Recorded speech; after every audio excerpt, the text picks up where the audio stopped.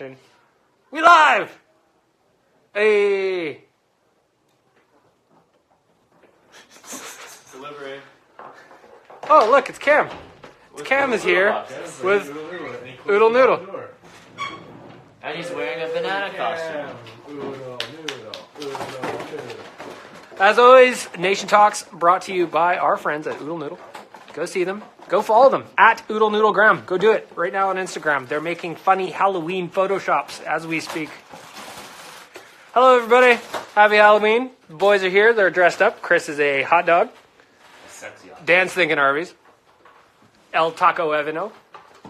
Mr. Bloody Banana. Why is he? Because he's got stains on there. You can call me the good time banana. Look on my screen. There's been a lot of battles fought in this banana. There's been some stains on this banana. Disgusting. Coom, I assume that banana has never seen The washing machine. a washing machine. This is the good time banana. The good time banana is People back. call me, I'm the good time banana. Hell yeah. Friends, we are here to talk about the Edmonton Oilers. They lost last night after winning 3 straight. Should have won though, Chris. Should have won. Should have won. Should have. We tried hard. Hang on. Pablo says you guys suck. Make it interesting. Go ahead. This show sucks. He's tuned in for a show. This is a broadcast now. We just dumped a bunch of candy into a noodle box. What else do you want You say from the us? people wearing a hot dog, a taco, and a banana and dressed up as Arby's. Arby's suck? Like, shut the fuck up. I am Arby's. He's Arby's. I am Arby's. Get real. This is the good shit. Pablo, you know what? Go broadcast yourself. I love you guys, but it's boring, says Pablo, and he's still watching. So who's the fucking moron here? Oh, aggressive. As always, brought to you by Oodle Noodle. All right. Let's talk the content. Let's talk content. Coom, what are you thinking? Pablo thought. I think the Minnesota Wild are an incredibly frustrating team. They always do this. They always allow the other team to get a whole bunch of shots, always from the outside, and then Minnesota will score like 2 or 3 power play goals, and then they'll get the lead and shut it down. It's been the same since day one, and I fucking hate playing against Minnesota Wild. I hate it. They have never gotten away from they had like a campaign like 2 years ago to be like, we are not Jacques Lemaire's Minnesota Wild They anymore. still are. And they are Jacques Lemaire's Minnesota Wild. Even with Bruce Boudreau as their coach, who's an offensive guy, Yeah. they're boring. Boring. They just play the shutdown opportunistic style counterpunch. And they're like Team Germany. They're Team Germany of the NHL. If I could delete any team from the NHL, it would be the Minnesota Wild, and I wouldn't think twice. Chris, do you agree with that? Yeah, I do. It's just frustrating when we play relatively well, and they just turns an exciting hockey game into a boring hockey game, and we end up losing. So it's a disappointing night. Well, when you lose 0 for 8 on your special teams combined, that's a bad night, Dan. It's not good. Our special teams have been really good up until now. Very good. I think we were like top 10 for penalty kill at home at least. Up until last night, they had only given away 1 power play goal at home. So with that said, I don't want to freak out about our special teams right now. If we struggle next game against Chicago tomorrow night, then I would freak out. But hopefully it's just like a one-off. Well, we've also shut down some pretty good power play. Yeah. We shut down the Nashville Predators power play. We shut down the Washington? Pittsburgh, or not the Pittsburgh one, but the Washington. Washington, damn elite power play. They shut that down. They can't shut down Minnesota Wild. Chicago Blackhawks too. Very advertising. Not a great night by Talbot, though. No. I mean, I think you would probably say I wouldn't hang all 4 goals on him by any chance. Especially not that last one. That Granlund one was a snipe. You got to cover that spot. Like he gave Granlund a spot to hit. And He was Granlund down got early, the I spot. think. He was early, but I mean, that's a hell of a shot. Hell of a shot, but Yeah, I don't know. if your goalie's down, you're looking up, right? Chris, what the goalie girl for this one? Your goalie. Yeah, I wouldn't blame Talbot for going down too early too much, but I think he just he took what was given to him. He took it. He sort of- Great shot. Sometimes you tip your cap to the shot, Exactly. Chris. Yeah. Since we're talking about Talbot, Coombe pulled up the free agent goalies for next year because Cam Talbot is in the last year of his contract. What do we got for next year? We got a large crop of free agent goalies this year. The Oilers are apparently negotiating a contract with Talbot right now. They have Talbot and Koskinen set to hit UFA, so I mean it's anybody's guess what happens there. But also on the market, there's Bobrovsky out of Columbus, who's shitting his pants this year because he doesn't want to be there. Pekka Rinne of Nashville, who's been fantastic, but he's going to walk because they have Soros and net now. They like him. Green is And then old. there's Varlamov in Colorado, who's having the season of his career. He's got like a .950 save percentage. And then a bunch of mediocre guys, Mike Smith, Jimmy Howard, Cam Ward, Brian Elliott, like the standard names you see. Any of those names excite you, Chris? two of them, Bobrovsky would be cool. What's his contract right now? Well, he makes like 7.425, but he's UFA at the end of the year. So he's going to make some big smoke. He's gonna make some big cash. He's not gonna want to play at Edmonton either. He wants to go to a big market. Bag milk. According to our intern Evan, your hand is covering the microphone, Is it? so people can't hear us very well. Evan, you can talk to me, pal. I'm over here. It's okay. You're good. He whispered it to me. He didn't want me to yell at you. Not- He wanted to do telephone style and Dan was We just came around. Dan whispered to me, and then Al told me. Okay. Evan said that the was in the thing. Apologize if you can't hear me. I'm covering things. It's like I've never done this before. What else did you see last night, Dan? You know what? Were you at the game last night? I wasn't at the game last night. That was my first non-home game that I had. The first home game that I hadn't been at this year. Yeah, lucky this year with my season ticket draw. Connor McDavid's goal was unbelievable. Ridiculous. That pass by Nuge that Chris did a quick hit for both of them. Sex on ice. Oilersnation.com right now. You can check those both out. Chris did a little He made breakdown. Ryan each. Suter look like a fucking turnstile. Connor It looked like, McDavid did, It yeah. looked like he was getting onto a subway and he was like just pushed the turnstile and just walked right through it. It's- Suter looked like a scrub. He looked like Corey Cross on that play. That's the type of goal that that's the type of play that you'd see on the highlight of the night, the Sports Center every night. But we literally get to see that every game. Like Connor scores something like that every game. It's beautiful. It's like I'll never get sick of it, but it's just we're blessed. Connor McDavid is worth every moment of your life you spend watching him. Yeah, you tweeted that last I did, and I mean it. It's a very true. I love him just as much, if not more than his parents, Dan. That's, yeah. Wait, you love him as much as you love his parents or as much as his parents love him? Either way. I see. Either way. You like It works his for me. parents? You like his parents too? I like their story. I like their look, their vibe, And the their way child. their And child. So they produce kids and raise them? Elite level parents. Elite level. What are you talking about? The McDavids. Oh yes. Chris State. I was reading the comments. Yeah. Malignant Manny said I have to watch out for Phil Kessel because Kessel likes to eat hot dogs. And you're a delicious little wiener, aren't you? That's good. Thank That's you. good content. That's why I got lost in the conversation. Pervert Van Police says, while trick-or-treating, please don't accept free candy from a windowless van parked in a poorly lit area. Well, don't tell me how to trick-or-treat.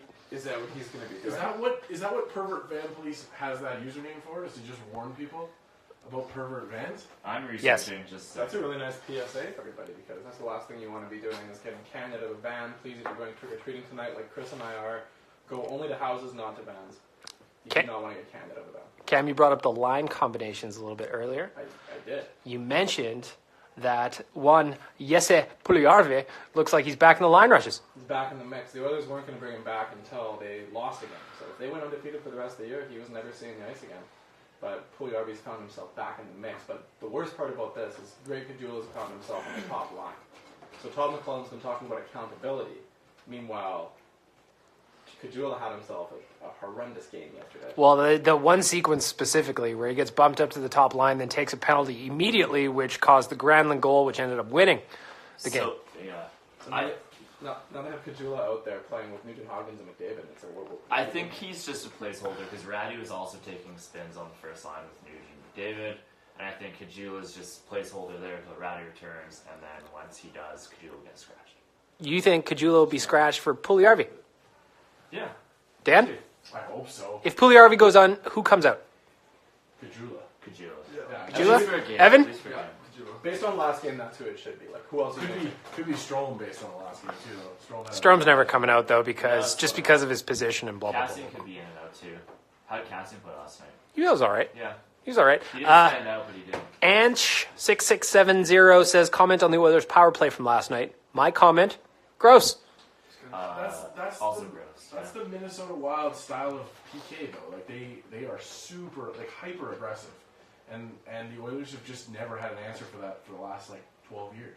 They had an answer. He scored last night. Alex Chiasson. Oh. I hate that we use Ty Ratty's nickname for everybody. Well, here's the thing, people. We've gone over this. Oh, There can only be one answer. and right now, Alex Jason. It's a Rogan thing. We're gonna get ourselves like a WWE championship belt, and we're gonna hand it out. Like whoever at the given time is the answer, and then you can lose that title, and somebody else becomes the new answer. And It's a dynamic thing. It's not static. at the way Jason's producing right now, He's still the he's, answer. he's locked in for the answer. Ratty comes back and he has some big games. Ratty's the answer. You know what? It's competition. It's a title belt.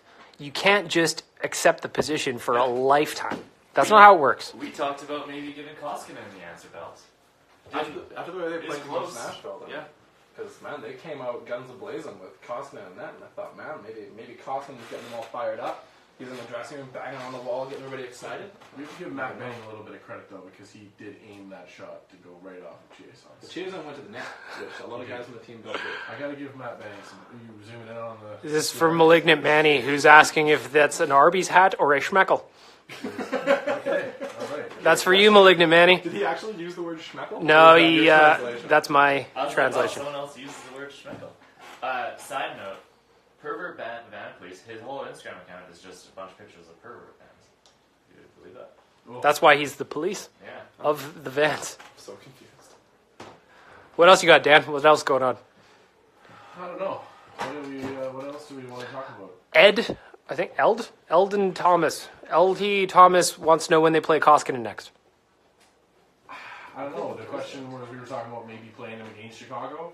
Well, Chicago just saw Talbot last week, so if they're going to do the Nashville strategy, then you have to go Koskinen, right? Because they gave Koskinen I his know, first start Oilers. against Nashville soon after Talbot just faced Nashville, so they want, Chicago to see a different goalie. Around the horn real fast. I am Ryan Hunt. Keeps asking who's your favorite Oiler. So ask one word answer. Cam, go. Koskinen. Righty. Liam Reddicks. Chiasson. And I'm going to go with Toby Peterson. I hope you're satisfied. Looking ahead, the Oilers play against Chicago on Thursday. Predictions, boys? Do you see the same kind of style? Although Cam Talbot kept the Oilers in the game against Chicago on Sunday. Bouchard will probably be back in. Bouchard could be back in. Dan, what do you think? Chicago. Yeah. I don't know. The Bouchard thing makes me think that they're kind of just gonna make him sit upstairs for a while. They're stretching it out to let him watch for a Keep while. this which is fair. 9-game streak going. To answer the question before, I think Koskinen will come in against Washington next week because they have back-to-backs Washington and Tampa. Oh, man, that is a fucking ugly back-to-back set. That is. Oh, Jeez. Tuesday. Yeah. Yeah, you're I think right. Jesse Puljujarvi is going to be back in the lineup in a top 6 spot, and he's going to come out like a bat out of hell. I bet you he buries one. Or send him to Bakersfield, Chris. They play 5 games over the next 11 days. I'm pretty sure I read that. And Dusty Nielsen's report on Puljujarvi this morning at Oilersnation.com. Go read that. Yeah, that'd be fine. He never really got any AHL time in his career yet, hey? Little tastes. Tastes. Just little tastes. The second half of his I don't think it'd be a bad thing if he, Just little kisses here and there. They gave him a Sit list of down. things to work on, went and worked on them, came back, put up 10 goals. Jay Kajula scratched. I just don't know. Puljujarvi doesn't strike me as a guy that will come back with a fire in his belly. I think he's gonna come back trepid and timid when he comes back. We'll see, though. He You doesn't gotta want to give make another mistake. He doesn't want to get scratched again. You gotta give him a chance. Oh, I don't disagree. I think he should be in the lineup every night. But I feel like he's one of those guys that plays a little bit fearful when he's scratched. Yeah, so he's scared of being scratched again. Yes. Yeah. Which is just. I mean, it sucks because Puljujarvi is one of those guys that you want with the emotion and the passion that he plays the game with. You want him in your lineup every damn night, Todd McClellan. But yeah, I don't know. It's frustrating. Cam, I'll give you the last word. We're getting close to 10 minutes here. Let's wrap it up. I want to say happy Halloween to everybody. Make sure to go out and enjoy trick-or-treating. Don't egg any houses or do any weird shit. Break any That windows. Cam did when he was a kid. Don't do any of that stuff. Shout out, lastly, to our buddy, friend of the nation, friend of us all, Chell Edits Vine. Go follow him on Instagram and Twitter. Later, people.